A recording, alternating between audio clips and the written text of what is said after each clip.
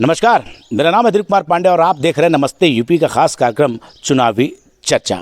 निकाय चुनाव शीर्ष पे खड़ा है। 4 मई को पहले चरण का चुनाव है और 11 मई को दूसरे चरण का। जनता अपना नगर अध्यक्ष चुनने और देखने को बेकरार है।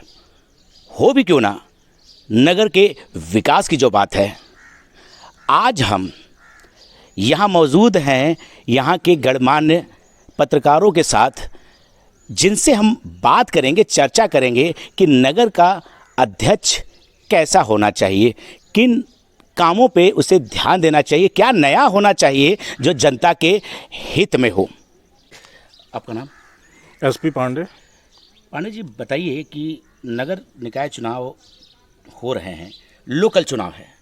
लोकल चुनाव में जो लोग चुने जाते हैं, आखिर उनका दायित्व क्या होना चाहिए, कर्तव्य क्या होना चाहिए नगर के प्रति? देखिए दिलीप जी, ये जो चुनाव होता है ये पब्लिक रिलेशन का सबसे नज़दीक का चुनाव होता है। इसमें जनता अपने प्रत्याशी को भली भांति जानती है, समझती है, और जो प्रत्याशी चुना जाता है उसका भी रिलेशन पब्लिक से डायरेक्ट होता है।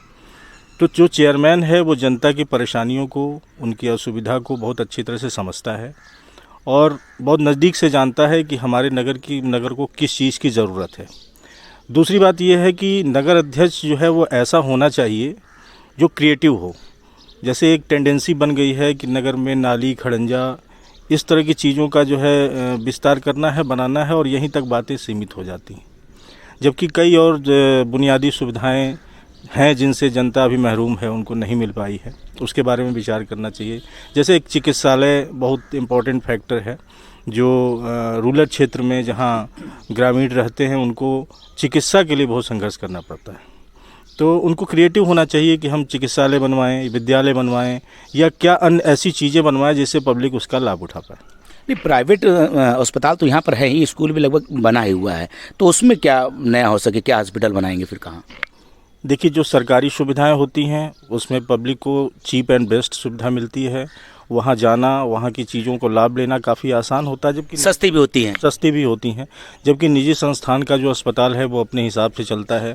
कई बार जो गरीब आदमी है वहाँ अफोर्ड नहीं कर पाता है, जिसकी वजह से वो ट्रीटमेंट नहीं करा पाता है। तो जो सरकारी सुविधाएँ हैं, बेहतर सुविधाएँ होती हैं और उसका लाभ पब्लिक को मिलना चाहिए। चिकित्सा का जो है बहुत ही महत्व है नगर में और लोगों के लिए।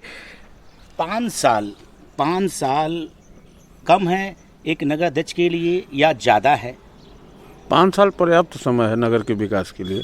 अगर कोई भी अच्छा नगर पंचायत अध्यक्ष हो, क्रिएटिव हो, समझदार हो, तो नगर की समस्याओं को चुन कर वो हल कर सकता है। जैसे कि मान लीजिए मुख्य मार्ग से हम गुजरते हैं, मुरधवा जो विस्तारित क्षेत्र है वहाँ से रेणुकूट तक पटरी नहीं है। पटरी न होने के कारण लोग आए दिन एक्सीडेंट होता है, 2 पहिया वाहन चालक दुर्घटना के शिकार होते हैं, उनकी मौतें भी होती हैं। गर्मी के दिनों में प्रदूषण फैलता है, धूल फैलता है, बच्चों को, स्कूल आने जाने वालों को, राहगीरों को भी कठिनाई होती है। तो सबसे पहले तो हम नगर अध्यक्ष से ये अपेक्षा करेंगे कि ऐसा नगर अध्यक्ष हो जो आवागमन की सुविधा को सुचारू रूप दे, साफ सुथरा नगर रहे ताकि पर्यावरण भी संरक्षित हो सके। नगर के दोनों साइड जो पटरियां हैं उनका निर्माण होना चाहिए।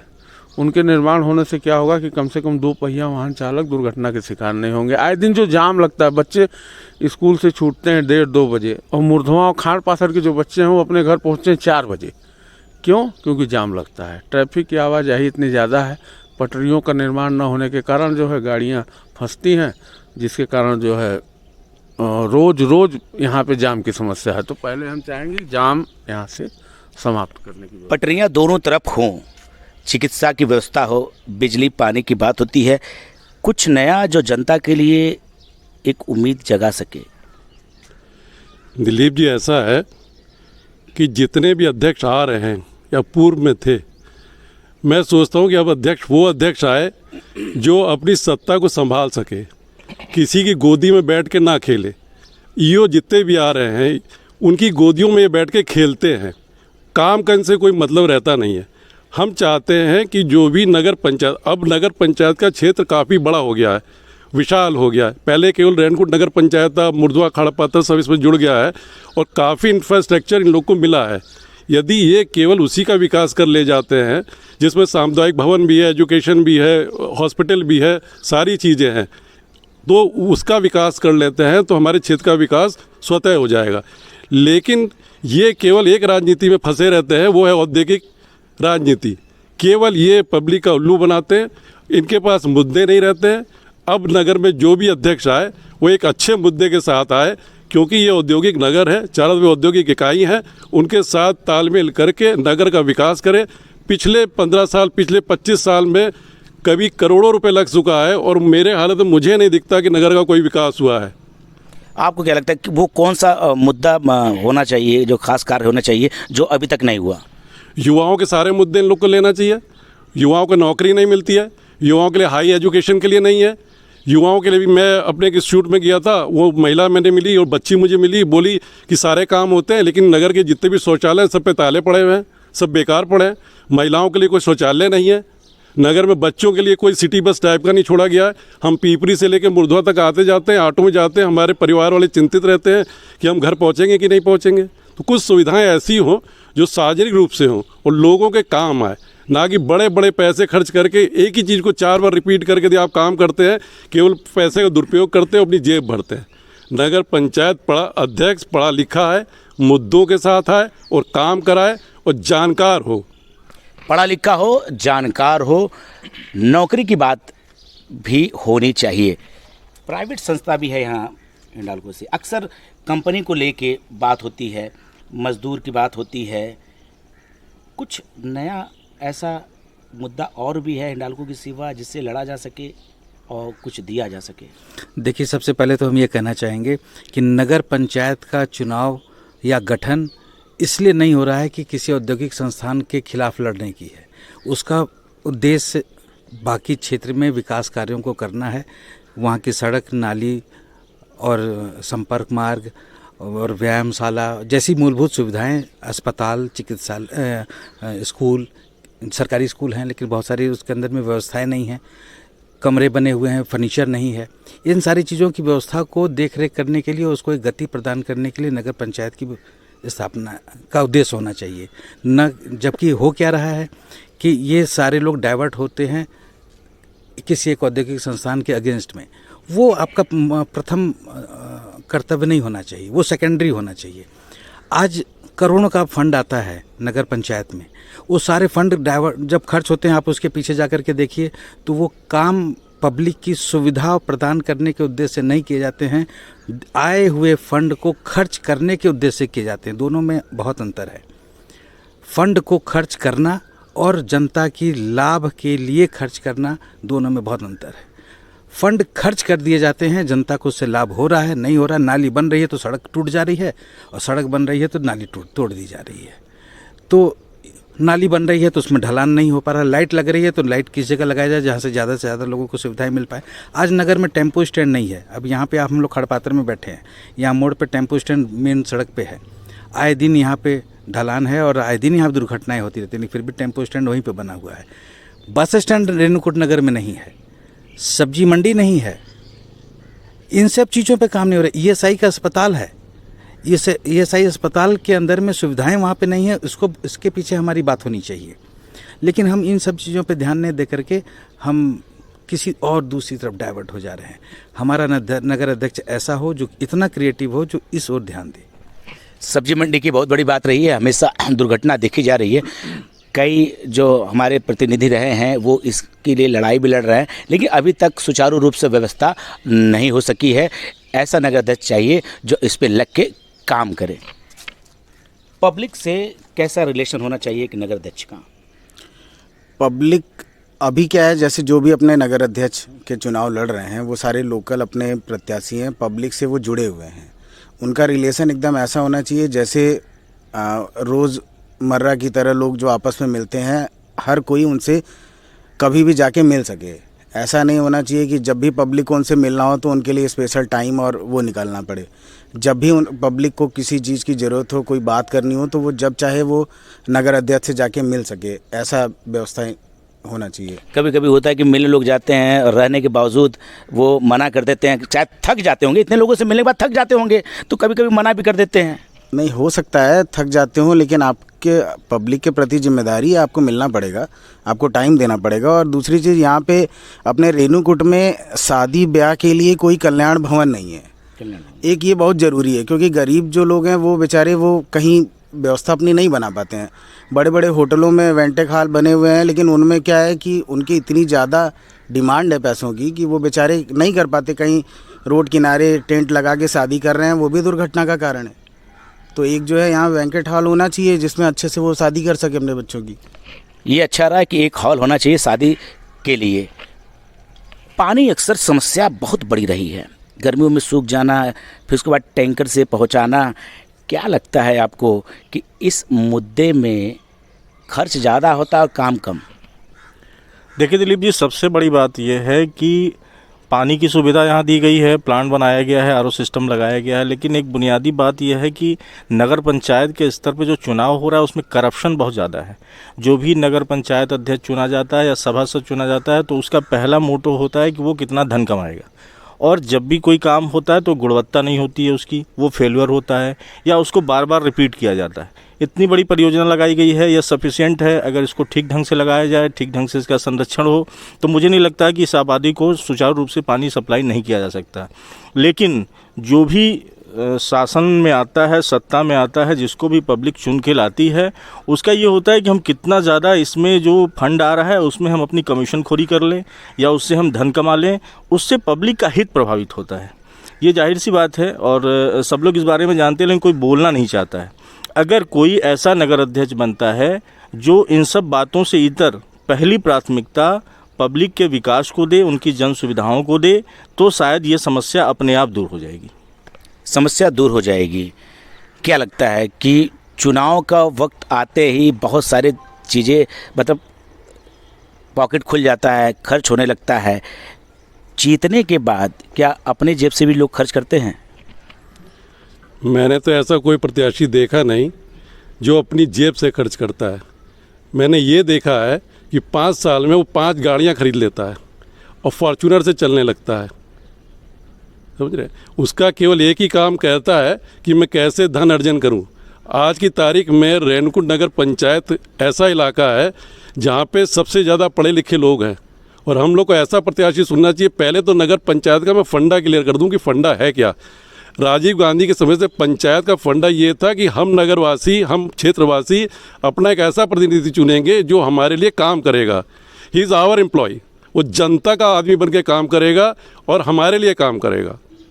तो हम उस आदमी को पेड सर्वेंट है, वो कहने को वो हमारा भी पेड सर्वेंट है, हम जनता का पेड सर्वेंट है। तो उसको जगाने से पहले हम जनता को जगना है कि हमें कैसा प्रत्याशी चुनना है। हमें स्टैंप वाला नहीं चाहिए।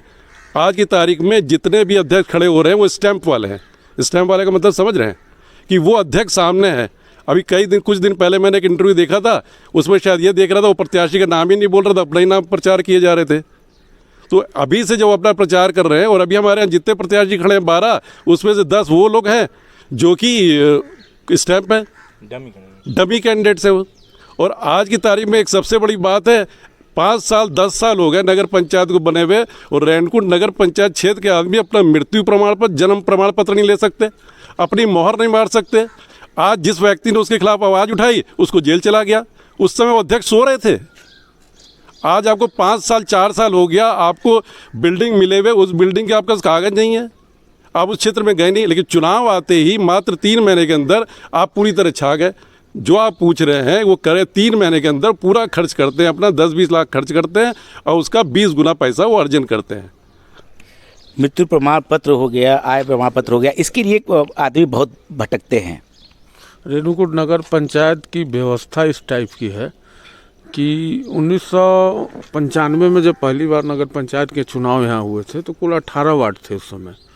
तो हिंडाल्को कॉलोनी से लेके कनौड़िया कॉलोनी तक सब इसी में थे। लगभग 28,000 वोटर भी थे उस समय। तो उस समय पूरे क्षेत्र का चुनाव हुआ और उस समय गायत्री देवी जो है यहाँ की प्रथम नगर पंचायत अध्यक्ष बनी। तब ये व्यवस्था थी। फिर औद्योगिक संस्थानों ने इस पर आपत्ति दर्ज की और वो जो है अपना औद्योगिक क्षेत्र अलग कर लिए। उस औद्योगिक क्षेत्र को अलग करने के चक्कर में बहुत सारे रहवासियों का भी क्षेत्र नगर पंचायत के परिसीमन से बाहर चला गया।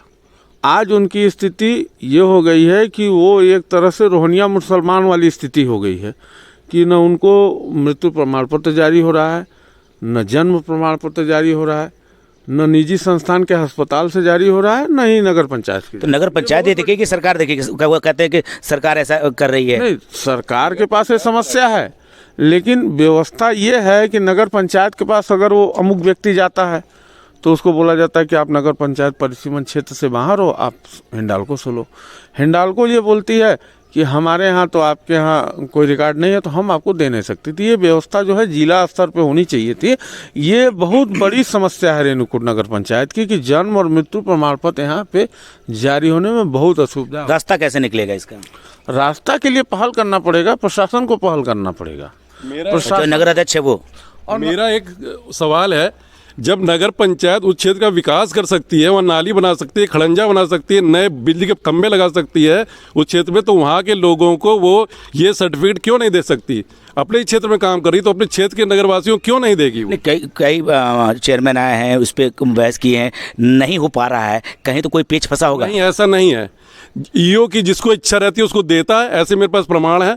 जिसको इच्छा उससे दिए हैं और जिसको इच्छा नहीं देता है। जिसको इच्छा है दिए और जिसका इच्छा हुआ नहीं दिए। जी, ऐसे मेरे पास प्रमाण है, मेरे पास प्रमाण है। इस बारे में हमारा ये कहना है कि जितने लोग परिसीमन से बाहर हैं, ये इन सारे लोगों के लिए एक अलग योजना बनानी पड़ेगी, एक मुहिम चलानी पड़ेगी और इनको इनके मूल अधिकार, ये सारे मूल अधिकार के अंतर्गत आते हैं। अगर ये वहाँ के जनसंख्या के वोटर लिस्ट में नहीं है, अगर जनसंख्या की लिस्ट में नहीं है, तो इनको सरकार की किसी भी तरीके की सुविधाएं नहीं मिल पा रही हैं। इनके बच्चे यदि पढ़ने जा रहे होंगे तो इनको जो सरकार की सुविधाएं हैं, शिक्षा की जो सरकार की सुविधाएं हैं, कोई सरकारी नहीं यहाँ पे नहीं चलती। अस्पताल की, दवा वगैरह की, चिकित्सा की, ये सारी, ये श्रम कार्ड वगैरह, ये सब किसी तरीके की सुविधा से तो ये वंचित रह गए हैं। तो एक योजना बनानी पड़ेगी इसके लिए। एक जो हमारे निवर्तमान अध्यक्ष, जो अपने होने वाले अध्यक्ष हैं, वो अध्यक्ष जो भी बने वो इसके लिए पहल करें और इन लोगों के लिए कुछ एक योजना बनाएं, रूपरेखा तैयार करें ताकि इन्हें भी मूलभूत सुविधाएं मिल पाएँ। मूलभूत सुविधाएं मिल पाएँ। पिपरी नगर पंचायत में सबसे बड़ा मुद्दा मुझे लगता है कि ज़मीन का रहा है। कब से चल रहा है, कैसे हल होगा? क्या नया आने वाला नगर पंचायत अध्यक्ष पूरा कर पाएगा? देखिए, पिपरी नगर पंचायत का जो ज़मीनी मुद्दा है वो काफ़ी पेचीदा है। ये बात और है कि जब से ये मुद्दा उठा है तब से नगर पंचायत के जो भी अध्यक्ष हैं, जो भी प्रत्याशी हैं, इसको भुनाने के लिए बार बार ये बोलते हैं कि हम इसको सॉल्व करा देंगे, बट इसका सही तरीका शायद किसी को नहीं मालूम है। और यही कारण है कि यह मुद्दा बिल्कुल बाबरी मस्जिद और राम मंदिर निर्माण की तरह से ही उलझ गया है। और जो भी आता है बस वो बताता है कि मैं इसको सॉल्व करा दूंगा, और इस मुद्दे पर जो है पब्लिक वोट करती है और वो जीतने के बाद फिर वो सिफर साबित होता है। एक्चुअली यह मुद्दा त्रिकोणीय है। इसमें 3 विभाग ने अपनी दावेदारी पेश कर दी है। एक जल विद्युत निगम है, दूसरा वन विभाग है, और तीसरा जो कि नगर पंचायत है, जो कहता है कि हम बहुत समय से 1958 से नगर पंचायत गठित हुई थी, उस समय से हम काबिज हैं। तो अब ये जस्टिफाई करना बेहद मुश्किल साबित हो रहा है कि वास्तव में ज़मीन है किसकी। और ये बहुत हाई लेवल पे ही काम हो सकता है जब प्रमुख सचिव स्तर पे या मुख्यमंत्री स्तर पर इसकी बैठक हो, इसमें तमाम विभाग के जो डायरेक्टर हैं वो शामिल हों, प्रमुख सचिव शामिल हों। उसके बाद कई बार हुए भी हैं, लेकिन अगर मुद्दा इतना आसान होता तो यह सॉल्व हो गया होता। अभी ज़रूरत ये है कि पिपरी में जिस तरह की अभी मुसीबत आ रही है, पिछले कुछ समय आपने देखा होगा कि फोर्स आ गई थी, कई क्वार्टर खाली कराने को हो गए थे, बात वैसे भी हो गया, काफ़ी पिपरी की जनता डरी हुई है इस बात को लेके। तो मुझे लगता है कि इस मामले को सिर्फ टेम्पो दिया गया है, इसको सॉल्व करने की दिशा में कोई कदम उठाया नहीं गया है। अगर इस तरह से होता रहा तो ये दिन दूर नहीं है जब पिपरी में बहुत सारे लोगों को अपनी जगह, अपना मकान खाली भी करना पड़े। इसलिए इसका एकमात्र रास्ता ये है कि सारे विभागों की सहमति से एक ऐसा रास्ता निकाला जाए जिससे पिपरी की जो जनता इतने सालों से रह रही है उनको किसी भी एक व्यक्ति को अपना आवास, अपनी ज़मीन खाली न करनी पड़े, बल्कि उनका नियमितीकरण हो और उनको जो है रेवेन्यू के आधार पे वहाँ पे रहने दिया जाए। अच्छा, मैं कई बार पिपरी गया, वहाँ चर्चा कर रहा हूँ, तो वो लोग कहते हैं कि बस ज़मीनी मेरा मुद्दा है, मुझे कोई काम नहीं चाहिए। हमारा नगर अध्यक्ष ऐसा होना चाहिए सिर्फ ज़मीन को हमारे क्लियर कर दे और हमें कुछ नहीं चाहिए। क्या और कुछ नहीं वहाँ होने को? नहीं, होने के लिए बहुत कुछ है, लेकिन सबसे मूल चीज़ ज़मीन है। जब ज़मीन रहेगा, लोगों का मकान रहेगा, लोगों के आवास रहेंगे, तब तो उन्हें अन्य आवश्यकताएं होंगी। जब वो बेघर हो जाएंगे तो उनकी आवश्यकताएं किस काम की है? तो मूल रूप से वहाँ मुद्दा ज़मीन का ही है, और ज़मीन का मुद्दा बहुत पेचीदगी है। जैसा पांडे जी ने बताया कि हाई लेवल का मुद्दा है, और हर आदमी, अभी से नहीं, पूर्व के 3 चेयरमैनों द्वारा इन ज़मीनों के संदर्भ में पब्लिक को तरह तरह से समझाया गया कि हमने मुद्दा हल कर लिया, हमारी फाइल वहाँ पहुँच गई, हमारी फाइल यहाँ पहुँच गई। 3 पूर्व के अध्यक्षों ने समझाया है, अभी के निवर्तमान अध्यक्ष ने भी फिर समझाया है सबको। तो सबसे बड़ी बात है पिपरी में कि पिपरी में रहवासियों की सबसे बड़ी आवश्यकता उनका ज़मीन है, उनका मकान है। जब तक उनके सर पे छत रहेगी तभी तो बाकी चीज़ों की अपेक्षा वो करेंगे कि नाली बन जाए, सड़क बन जाए, बिजली मिल जाए, पानी मिल जाए। जब मूल रूप से उनका घर ही नहीं रहेगा तो उसकी क्या ज़रूरत पड़ेगी? जब भी चुनाव होता है तो प्रत्याशी इस मुद्दे को उठा लेते हैं भुनाने के लिए, जैसा पांडे जी ने कहा, उसके बाद फिर 5 साल भूल जाते हैं। ऐसा होता है? बिल्कुल ऐसा होता ही है। अब जैसे अभी मेन मुद्दा वहाँ यही है।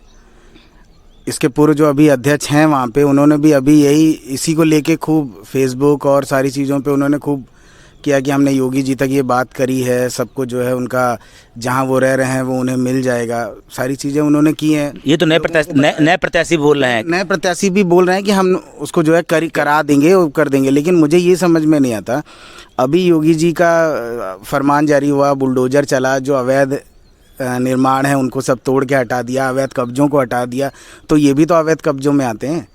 तो इनको कैसे वो दे देंगे और जो है बाकियों को नहीं देंगे, ऐसा मुझे समझ में नहीं आता कि ऐसा भी संभव है कि नहीं है। या तो हो सकता है कोई नया वो कर दें कि हाँ ठीक है, ये इतने साल से रह रहे हैं, इनको दे दिया जाए भविष्य। अब क्या अच्छा, पता नहीं। एक बड़ी बात है कि अभी योगी जी ने कहा है कि जो नगर में अवैध कब्जे हैं उन पे बुलडोजर चलेगा, और ये चुनाव के समय ऐसे पीक टाइम पे बोला गया है। ये सब चुनावी स्टंट है। इसमें मैं पिछले 40 साल से देखता चला आ रहा हूँ, जब ये चुनाव होते हैं तभी सारे मुद्दे निकल के चले आते हैं, और चुनाव होने के बाद ये सब गायब हो जाते हैं। तब केवल एक ही मुद्दा रह जाता है कि जो हमारा फंड आ रहा है उसको हम कहाँ खर्च करें। जब ज़मीन नगर पंचायत की नहीं है, उस आदमी की ज़मीन नहीं है, कुछ नहीं है, तो सरकार उस पर खर्चा क्यों करती है? मेरे इनकम टैक्स का बर्बाद क्यों करती है? मेरे पैसे को खर्च क्यों करती है वो? अवैध कब्जा जो हटाने की बात कर रहे हैं, क्यों अवैध खर्चा का? जब आप उसमें सड़क दे रहे हो, पानी दे रहे हो, बिजली दे रहे हो, सब कुछ आप दे रहे हो, तो अवैध कहाँ से हो गया? आप तो सर वैध मान रहे हैं, आप सही कह रहे हैं। वैध मान रहे हो कि आपने वैध माना है तभी तो आपने हम वो बजट को आपने वहाँ पे लागू किया है, पास किया है, अपनी योजना कार्य योजना में डाला है। तो अवैध जगह पे आपने अगर कार्य योजना में किसी कार्य को डाला है तो ये तो शायद ये तो सूट नहीं करता। डराया जा रहा है। नहीं, किस अच्छा ये गिराने का है, ये तो हो सकता है कि ये चुनावी स्टंट ही हो, जैसा भाई साहब ने कहा। एक बात बताइए, आज की तारीख में यदि वो अवैध हो जाता है तो पिछले 5 साल से जो चेयरमैन वहाँ पे 50 करोड़ रुपए खर्च कर चुका है वो कहाँ गया? वो तो खत्म हो गया ना, वो तो बुलडोजर अपने साथ ले जाएगा। तो ऐसी जगह में हमारा पैसा, सरकार का पैसा क्यों लगा जा रहा है? पहले उसे डिसाइड कर ले कि क्या है, क्या लगाए। देखिए, दरअसल ऐसा है कि पिपरी में जो भी लोग रह रहे हैं, यही एक बुनियादी बात है कि उनको अवैध सिद्ध कर दिया गया चुनावी स्टंट के लिए कि जो है हम अवैध को वैध करा देंगे, जबकि अवैध शब्द की यहाँ स्वीकृति होनी ही नहीं चाहिए। अवैध तो है नहीं, क्योंकि इतने सालों से जिन लोगों ने पिपरी में रह के पिपरी को बनाया है, नगर को बसाया है, जिनको सारी सुविधाएं मुहैया करा रही है सरकार, बिजली दे रही है, पानी दे रही है, फिर आप उनको अभी आज आके बोल देंगे कि आप अवैध हो, हटा लो, तो ये तो जस्टिफाई नहीं करता है, पहली बात। दूसरी बात ये है कि पिपरी में जो भूमि है वो किसी विभाग की है कि नहीं है, ये डिसाइड ही नहीं हो पाया है। रेणुकूट की भूमि में देखिए बहुत पेच है, चूँकि यहाँ पे जो है औद्योगिक इकाई है हिंडाल्को है, जिसका दावा अलग है कि ये भूमि मेरी है, उसका कोर्ट में मामला भी चल रहा है, न्यायालय में मामला चल रहा है, उस पर कोई टिप्पणी मैं नहीं कर सकता। बट ये है कि पिपरी के बारे में जो आपने पूछा है उसके बारे में बताना चाहूँगा कि पिपरी की भूमि जो है, जैसा कि मोटा मोटी ये समझ लीजिए कि जब रिहन डैम का निर्माण हो रहा था तो उस समय वन विभाग ऐसा कहता है कि जो भूमि हमारी थी वो इनको दिया था, और ये कहा था कि रिहन डैम बनने के बाद जो आपकी निष्प्रयोज्य भूमि होगी, जिसका प्रयोजन नहीं होगा, वो आप रिटर्न कर दीजिएगा। उसके बाद वन विभाग ने उस पर कोई दखल नहीं दिया। सिंचाई विभाग ने उस ज़मीन को जो है जल विद्युत निगम को ट्रांसफ़र कर दिया। अब इतने सालों से जिस ज़मीन का कोई माई बाप नहीं था, अचानक उसमें वन विभाग भी कूद पड़ा। अब पिपरी में आज की डेट में वन विभाग भी अवैध कब्जे बता करके हटवा रहा है, लोगों को रोक रहा है। तो डिसाइड तो हो कि ज़मीन है किसकी, तभी तो आप बोलेंगे अवैध है अवैध है। मतलब जमीन के मुद्दे पे एक नया प्रत्याशी अध्यक्ष फिर से चुना जाएगा। बस एक एजेंडा है जिसको प्रत्याशी भुनाने के लिए सब्ज बाग दिखाते हैं कि आपकी भूमि का मालिकाना हक हो जाएगा, ये हो जाएगा, वो हो जाएगा, और पब्लिक गुमराह हो जाती है। यही पिछले 4 इलेक्शन से देखने को मिल रहा है। और सपने दिखाए जा रहे हैं, सपने दिखा के एजेंडा सेट करके चुनाव जीता जाता है। आखिरी बात, जनता क्या उम्मीद रखे नए अध्यक्ष से? मेरे हिसाब से नया अध्यक्ष थोड़ा बोल्ड होना चाहिए, जो अपनी बात सरकार पे रख सके अच्छे तरीके से और पूरे जो है रणनीति के साथ, जिससे वो कार्यक्रम उनका जो है कंप्लीट हो जाए और काम पूरा हो जाए। नए नगर पंचायत में अध्यक्ष ऐसा होना चाहिए कि जो अब पूरे 5 वर्ष में एक योजना के तहत जो है नगर का विकास करे, वो इतना सक्षम हो कि अपने पूरे नगर पंचायत क्षेत्र के लिए सरकार से और धन लेके आए। यहाँ पे खेल मैदान का अभाव है, खेल मैदान बनवावे। नगर पंचायत में पहले विस्तारीकरण से पहले ज़मीन नहीं थी काम करने के लिए, एक कार्य होता था उसके ऊपर एक कार्य और ऊपर से थोप दिया जाता था, मतलब उसी में थूक पालिश किया जाता था। लेकिन आज इतना विस्तारित क्षेत्र में इतनी ज़्यादा जगह हो गई हैं कि काम करने के लिए नगर पंचायत अध्यक्ष के पास 5 साल भी कम ही पड़ेगा। लेकिन एक अच्छा नगर पंचायत अध्यक्ष होगा, सोचने वाला होगा, समझने वाला होगा, योजनाबद्ध तरीके से काम करने वाला होगा, तो इस नगर का अच्छा विकास करेगा। तो हम ऐसा नगर पंचायत अध्यक्ष चाहते हैं जो योजना के तहत जो है नगर का विकास करे। हमारा नया अध्यक्ष करप्शन और क्राइम इन दोनों से हटके होना चाहिए। इन दोनों की छाया हमारे नए अध्यक्ष के आसपास नहीं होनी चाहिए। छाया नहीं होनी चाहिए आसपास। छाया में तो लिप्त मिलेगा, लेकिन फिर भी यदि संक्षेप में आप मुझसे पूछना चाह रहे हैं तो नगर का अध्यक्ष ऐसा बने जो जनता के अधिकारों के लिए लड़ सके और वित्तीय भ्रष्टाचार से अपने आप को दूर रख के नगर में विकास कर सके, अपने विकास से ज़्यादा क्षेत्र के विकास में ध्यान दे। क्षेत्र के विकास में ध्यान दे। अब इसलिए क्षेत्र के विकास में ही ध्यान देने के लिए नगर अध्यक्ष चुना जाता है, और किसी भी मुद्दे को पैनिक करने से अच्छा है कि उसको डिसॉल्व करने, उसको सॉल्व करने, और उसके अलावा जो बहुत सारे मुद्दे हैं उस पर ध्यान देने की ज़रूरत है। तो नगर अध्यक्ष को ऐसा होना चाहिए जो पब्लिक की सुविधाओं का ध्यान रखे और किसी मुद्दे को पैनिक न करे। ऐसा नगर अध्यक्ष होना चाहिए जो आसानी से जनता से मिल सके, किसी मुद्दे को बड़ा ना करे। कहने को तो 5 साल कम नहीं है तो ज़्यादा भी नहीं है। जनता फैसला करेगी अपना नगर अध्यक्ष। तब तक के लिए सभी को नमस्ते यूपी।